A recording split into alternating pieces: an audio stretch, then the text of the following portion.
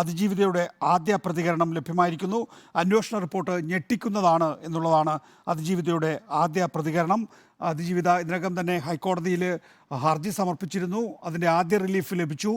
മൊഴിപ്പകർപ്പുകൾ ലഭ്യമാക്കാൻ വേണ്ടി justice K Babu ആവശ്യപ്പെട്ടിരിക്കുന്നു. അതിനോടൊപ്പം തന്നെ പോലീസ് അന്വേഷണമാണ് ഹൈക്കോടതിയിൽ അതിജീവിത ആവശ്യപ്പെട്ടിരിക്കുന്നത്. റോഷിപാൽ വിശദാംശങ്ങളുമായുണ്ട്.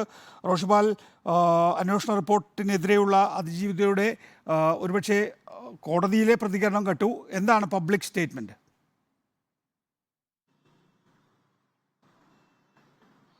നികേഷ്, ഈ മെമ്മറി കാർഡിലെ ദൃശ്യങ്ങൾ അനധികൃതമായി നിയമവിരുദ്ധമായി പരിശോധിച്ചതുമായി ബന്ധപ്പെട്ട അന്വേഷണ റിപ്പോർട്ട് പുറത്തു വന്നതിന് ശേഷമുള്ള ഈ വിഷയത്തിലെ ആദ്യ പ്രതികരണമാണ്, പരസ്യ പ്രതികരണമാണ് അതിജീവിതയുടെ ഭാഗത്ത് ഉണ്ടായിരിക്കുന്നത്. ഇതിന്റെ തുടക്കത്തിൽ തന്നെ ഈ സോഷ്യൽ മീഡിയയിൽ ഉള്ള ഈ പ്രതികരണത്തിന്റെ തുടക്കഭാഗം തന്നെ this is unfair and shocking എന്ന് ചൂണ്ടിക്കാണിച്ചുകൊണ്ടാണ്. എന്റെ കേസുമായി ബന്ധപ്പെട്ട മെമ്മറി കാർഡിന്റെ ഹാഷ് വാല്യൂ മാറിയതിൽ വിചാരണ കോടതി നടത്തിയ ജുഡീഷ്യൽ അന്വേഷണത്തിന്റെ റിപ്പോർട്ട് ബഹുമാനപ്പെട്ട ഹൈക്കോടതിയുടെ നിർദ്ദേശപ്രകാരം എനിക്ക് ലഭിച്ചു. And it is tragically shocking. വീണ്ടും ഇതിന്റെ ഒരു ഗൗരവം, ഈ റിപ്പോർട്ടിന്റെ ഗൗരവം, പുറത്തു വരാത്ത ആ മെമ്മറി കാർഡിലെ ദൃശ്യങ്ങൾ അനധികൃതമായി ഉപയോഗിച്ച ആ റിപ്പോർട്ടിന്റെ ഗൗരവം ആണ് വീണ്ടും വീണ്ടും അതിജീവിത ചൂണ്ടിക്കാണിക്കുന്നത്. അത് ഷോക്കിംഗ് ആണെന്ന് വീണ്ടും അതിജീവിത. പ്രൈവസി എന്നത് ഒരു വ്യക്തിയുടെ മൌലിക അവകാശമാണെന്നിരിക്കെ കോടതിയിൽ ഇരുന്ന ദൃശ്യങ്ങൾ അടങ്ങിയ മെമ്മറി കാർഡിന്റെ ഹാഷ് വാല്യൂ പലവട്ടം മാറിയതിലൂടെ നിഷേധിക്കപ്പെട്ടത് ഞാനെന്ന വ്യക്തിക്ക് ഈ രാജ്യത്തെ ഭരണഘടന അനുവദിച്ച അവകാശമാണ്. And it is very sacred know that my privacy is not currently safe in this court. ഇരയാക്കപ്പെട്ട വ്യക്തിയുടെ നീതിക്ക് കോട്ട കെട്ടി കരുത്തു പകരേണ്ട കോടതിയിൽ നിന്നും ഇത്തരം ഒരു ദുരനുഭവം ഉണ്ടാകുമ്പോൾ തകരുന്നത് മുറിവേറ്റ മനുഷ്യരും അഹങ്കരിക്കുന്നത് മുറിവേൽപ്പിച്ച നീർജരുമാണെന്നത് സങ്കടകരമാണ്. എന്നിരുന്നാലും സത്യസന്ധമായ ന്യായാധിപരുടെ കാലം അവസാനിച്ചിട്ടില്ലെന്ന വിശ്വാസത്തോടെ I will continue my fight until I get justice. ഓരോ ഇന്ത്യൻ പൗരന്റെയും അവസാനത്തെ അത്താണിയായ നമ്മുടെ നീതിന്യായ വ്യവസ്ഥയുടെ വിശുദ്ധി തകരില്ലെന്ന പ്രത്യാശയോടെ എന്റെ യാത്ര തുടരുക തന്നെ ചെയ്യും. സത്യമേവ ജയതേ. അതായത് തന്റെ നിയമ പോരാട്ടം അതിശക്തമായി തുടരും. ഈ തന്റെ പീഡന ദൃശ്യങ്ങൾ താൻ അതിജീവിതയാണെന്ന് ആദ്യം തന്റെ മുഖം കാണിച്ചുകൊണ്ട് താൻ ഇരയല്ലെന്ന് സമൂഹത്തോട് ഉറക്കെ പറഞ്ഞ ഒരു വ്യക്തിയാണ് ഈ അതിജീവിത. തന്റെ പേര് പുറത്തു വരുന്നതിന് പോലും തടസ്സമില്ല എന്ന് സമൂഹത്തോട് ഈ നിരവധി പേർ ഇത്തരത്തിൽ ലൈംഗികാതിക്രമത്തിന് ഇരയായി കർട്ടന് പിറകിൽ കഴിയുന്ന, പീഡനം നിരന്തരം സഹിക്കുന്ന നിരവധി പേർക്ക് കരുത്തു പകരുന്നുകൊണ്ടാണ് ഒരു ഘട്ടത്തിൽ അതിജീവിത പരസ്യമായി രംഗത്ത് വന്നത്. അതേപോലെ തന്നെയാണ് ഇപ്പോൾ ഈ കോടതി നടപടികൾക്കെതിരെ, കോടതി അന്വേഷിച്ച് സമർപ്പിച്ച റിപ്പോർട്ടിനെതിരെ അതിരൂക്ഷമായ വിമർശനവുമായി രംഗത്ത് വരുന്നത്. അതിൽ പ്രതീക്ഷ പ്രകടിപ്പിക്കുന്നത് നിരവധി കോടതികൾ, നിലവിലുള്ള കോടതിയിൽ പൂർണ്ണ വിശ്വാസം അർപ്പിച്ച് ഹൈക്കോടതിയിലടക്കം സുപ്രീം കോടതിയിലടക്കം കോടതി ജുഡീഷ്യൽ സംവിധാനത്തിൽ തനിക്കുള്ള പ്രതീക്ഷയും ആത്മവിശ്വാസവുമാണ് അതിജീവിത ഈ പ്രതികരണത്തിലൂടെ വ്യക്തമാക്കുന്നത്. താൻ ശക്തമായി നിയമ പോരാട്ടം തുടരും. തനിക്ക് ഭരണഘടന ഉറപ്പു നൽകുന്ന അവകാശങ്ങൾ പൂർണ്ണമായും കാറ്റിൽ പറത്തപ്പെടുന്നു. തന്നെ പീഡിപ്പിക്കുന്ന, തന്നെ വേട്ടയാടുന്നവർക്ക് സംരക്ഷണം ഒരുക്കുന്ന രീതിയിലാണ് അന്വേഷണ റിപ്പോർട്ട്. പക്ഷേ താൻ പോരാട്ടം അവസാനിപ്പിക്കില്ല, താൻ തളരില്ല, പോരാട്ടം അതിശക്തമായി തുടരും എന്ന് തന്നെയാണ് ഇൻസ്റ്റാഗ്രാമിലൂടെ അതിജീവിത വ്യക്തമാക്കുന്നത്. ഏതായാലും നടിയാക്രമിച്ച കേസിലെ ഏറ്റവും സുപ്രധാനമായ തെളിവായ മെമ്മറി കാർഡ്, ആ മെമ്മറി കാർഡിലെ പീഡന ദൃശ്യങ്ങളടക്കം രാത്രികാലങ്ങളിൽ കോടതി കസ്റ്റഡിയിലിരിക്കെ ജുഡീഷ്യൽ ഓഫീസറും കോടതി ജീവനക്കാരും നിയമവിരുദ്ധമായി അത് വീട്ടിൽ കൊണ്ടുപോയി പരിശോധിച്ചെന്ന റിപ്പോർട്ട്, ആ റിപ്പോർട്ടിലെ പ്രധാന ഭാഗങ്ങൾ നമ്മൾ റിപ്പോർട്ടർ പുറത്തുവിട്ടു. അതിനുശേഷം അതിന് തൊട്ടു പിന്നാലെ തന്നെ ഈ വിഷയത്തിൽ പോലീസ് IG-യുടെ നേതൃത്വത്തിൽ പ്രത്യേക സംഘം ഹൈക്കോടതി നിരീക്ഷണത്തിൽ അന്വേഷിക്കണമെന്ന് ആവശ്യപ്പെട്ട് ഹർജിയും അതിജീവിത സമർപ്പിച്ചു. ആ ഹർജി മെയ് 30-ന് കോടതി വാദം കേൾക്കുന്നുണ്ട്. അതിനു മുമ്പെയാണ് ഈ തന്റെ നിലവിലുള്ള അവസ്ഥ, താൻ നിരന്തരം ഏതാണ്ട് 2017-ൽ നടന്ന പീഡനം, ആ പീഡനത്തിന് പിന്നാലെ താൻ 5 വർഷക്കാലം അനുഭവിച്ച മാനസിക വേദനയുമായി താൻ പുറത്ത് എത്തുന്നു. അതിജീവിതയാണ് താനെന്ന് പ്രഖ്യാപിച്ച ഈ നടി ഇപ്പോൾ വീണ്ടും സമൂഹത്തിന്റെ പിന്തുണ തേടിക്കൊണ്ട് ഈ നിയമ പോരാട്ടത്തിന് കേരള സമൂഹത്തിന്റെ, മലയാളികളുടെ പിന്തുണ തേടിക്കൊണ്ട് വീണ്ടും സാമൂഹ്യ മാധ്യമത്തിലൂടെ രംഗത്തെത്തുന്ന കാഴ്ച.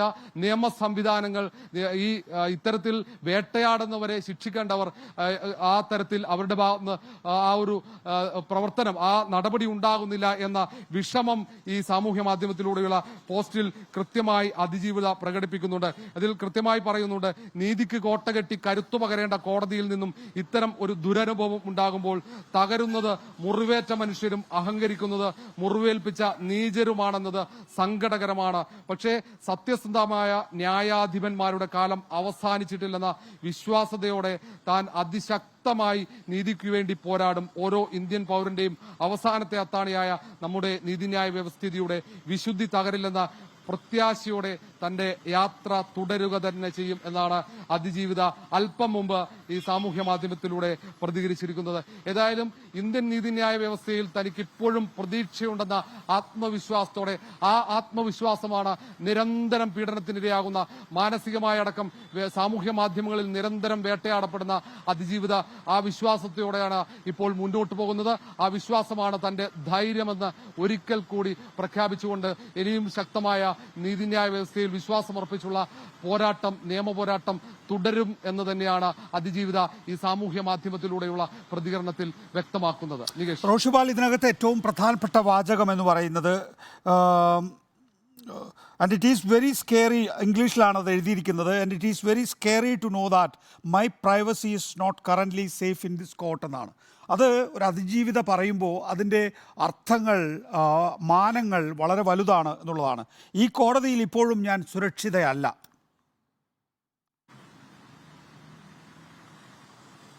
നികേഷ്, അതിൽ പ്രധാനപ്പെട്ട കാര്യം തന്റെ സ്വകാര്യ ദൃശ്യങ്ങൾ താൻ ക്രൂരമായി പീഡനത്തിനിരയാകുന്ന ഏതാണ്ട് 2-2.5 മണിക്കൂർ കറുകറ്റി മുതൽ ഏതാണ്ട് എറണാകുളം നഗരത്തിലെമ്പാടും സഞ്ചരിക്കുന്ന വാഹനത്തിൽ അതിക്രൂരമായി പീഡനത്തിനിരയായ ഒരു നടിയാണ് വീണ്ടും വീണ്ടും തനിക്ക് നീതി ലഭിക്കുന്നില്ല എന്ന് പരസ്യമായി സമൂഹത്തോട് പറയേണ്ടി വരുന്നത്.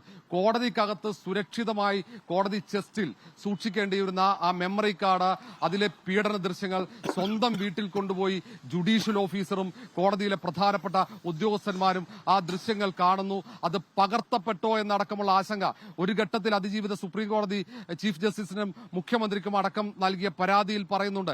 തന്റെ ജീവന് പോലും ഭീഷണിയാകുന്നതാണിത്, തന്റെ സ്വകാര്യത ലംഘിക്കപ്പെടുന്നു, തന്റെ പീഡന ദൃശ്യങ്ങൾ, തന്റെ സ്വകാര്യത ലംഘിക്കപ്പെടുന്ന ആ ദൃശ്യങ്ങൾ അവിടെ സുരക്ഷിതമല്ല, ഇതിൽ അന്വേഷണം വേണം എന്ന ആശങ്ക പ്രകടിപ്പിച്ചുകൊണ്ട് അതിജീവിത ഈ നിയമ കേന്ദ്രങ്ങളിലൊക്കെ പലവട്ടം കയറിയതാണ് പരാതിയുമായി. വീണ്ടും സമൂഹത്തിന്റെ പിന്തുണ അഭ്യർത്ഥിച്ചുകൊണ്ട് അതിജീവിത രംഗത്തെത്തുമ്പോൾ ദുരന്തമാണ് ഈ റിപ്പോർട്ട് എന്ന് പറയുമ്പോൾ അതിന്റെ ആ റിപ്പോർട്ട് വായിച്ച അതിജീവിതയുടെ മാനസികാവസ്ഥ, അവർ ആ ഞെട്ടലോടെ ആ റിപ്പോർട്ട് വായിക്കുമ്പോൾ, ആ റിപ്പോർട്ട് വായിച്ചതിന്റെ ആ ഞെട്ടൽ കൂടിയാണ് ഇപ്പോൾ ഈ റിപ്പോർട്ട് സമർപ്പിച്ച് റിപ്പോർട്ട് അതിന്റെ പകർപ്പ് കൈവശം ലഭിച്ചതിന് ശേഷം ഈ ഇത്തരത്തിൽ ഒരു പരസ്യമായ ഒരു പ്രതികരണം നടത്താൻ കാരണമാകുന്നത്. ഏതായാലും തനിക്ക് ഈ കോടതി മുറിയിൽ ഇപ്പോൾ ജില്ലാ പ്രിൻസിപ്പൽ സെഷൻസ് കോടതിയിൽ ജഡ്ജ് ഹണിയം വർഗീസിന്റെ നേതൃത്വത്തിലാണ് ഈ കേസിന്റെ വിചാരണ നടപടികൾ മുന്നോട്ട് പോകുന്നത്. ആ ജഡ്ജ് തന്നെയാണ് ഈ മെമ്മറി കാർഡ് നിയമവിരുദ്ധമായി, മെമ്മറി കാർഡിലെ പീഡന ദൃശ്യങ്ങളടക്കം നിയമവിരുദ്ധമായി പരിശോധിക്കപ്പെട്ട സംഭവത്തിലെ അന്വേഷണം നടത്തിയത്. ഹൈക്കോടതിയുടെ നിർദ്ദേശപ്രകാരം നടത്തിയ അന്വേഷണം ഹൈക്കോടതിയുടെ എല്ലാ മാർഗനിർദ്ദേശങ്ങളും പൂർണ്ണമായും കാറ്റിൽ പറത്തിയാണ് പൂർത്തിയാക്കിയതെന്ന് അതിജീവിത കോടതിയിൽ ആരോപിക്കുന്നുണ്ട്, ആക്ഷേപിക്കുന്നുണ്ട്. അത് ശരിയാണെന്ന് തെളിയിക്കുന്ന രീതിയിലുള്ള വിവരങ്ങൾ നമ്മൾ കഴിഞ്ഞ ദിവസങ്ങളിലൊക്കെ പുറത്തുവിടുകയും ചെയ്തു.